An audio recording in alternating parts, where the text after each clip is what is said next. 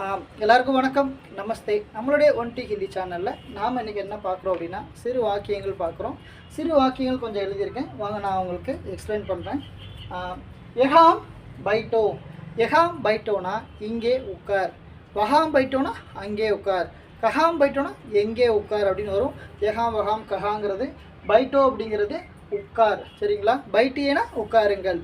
அப்புறம் வேலு கர் ஜாத்தாகே அப்படின்னா வேலு கர் ஜாத்தாகேனா கர் அப்படிங்கிறது வீடு, ஜாத்தாகேனா போகிறான். வேலு வீட்டிற்கு போகிறான். கர் ஜாத்தாகேனா வேலு வீட்டிற்கு போகிறான்.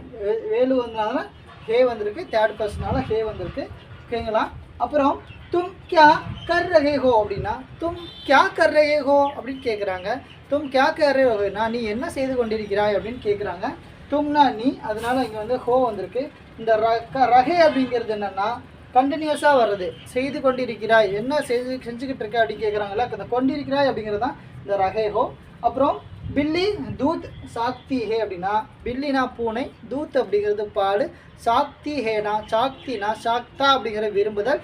சாக்தி ஹே வந்திருக்குன்னா பில்லி வந்து பெண்பாலை சொல்கிறாங்க, அதனால சாக்தி ஹேன்னு வந்திருக்கு.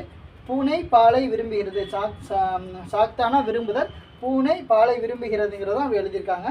பச்சைக்கோ தோடா தூத் சாகியே அப்படின்னா பச்சைனா குழந்தை, குழந்தைக்கு பச்சைக்கோ குழந்தைக்கு, தோடா தூத்னா கொஞ்சம் பால், சாகியே அப்படின்னா வேண்டும், குழந்தைக்கு கொஞ்சம் பால் வேண்டும் அப்படிங்கிறத கேட்குறாங்க.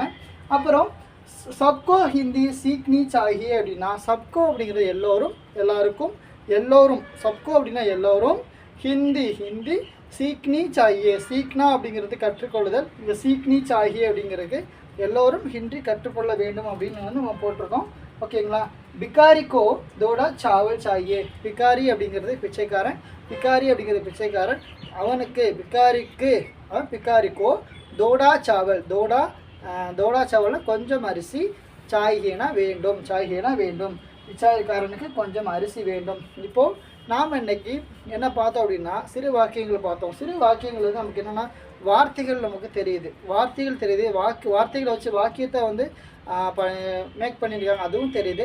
இதை நம்ம தெரிஞ்சுக்கல என்ன பயன் அப்படிங்கிறது, ஒருத்தவங்க சின்னதாக ஒரு சென்டென்ஸ் பேசும்போது நம்மளால் அண்டர்ஸ்டாண்ட் பண்ண முடியும். அதே மாதிரி சின்னதாக அந்த சென்டென்ஸ் நம்ம கற்றுக்கிட்டு அப்படியே நம்ம மனப்பாடம் பண்ணி கூட ஒருத்தவங்களும் சொல்ல முடியும். அதனால் நம்மளுடைய ஹிந்தி நாலேஜ் வந்து கொஞ்சம் இம்ப்ரூவ் ஆகிறதுக்கு நிறைய வாய்ப்பு இருக்குது, சரிங்களா? ரெகுலராக வீடியோஸை பாருங்கள். Bye bye, thank you.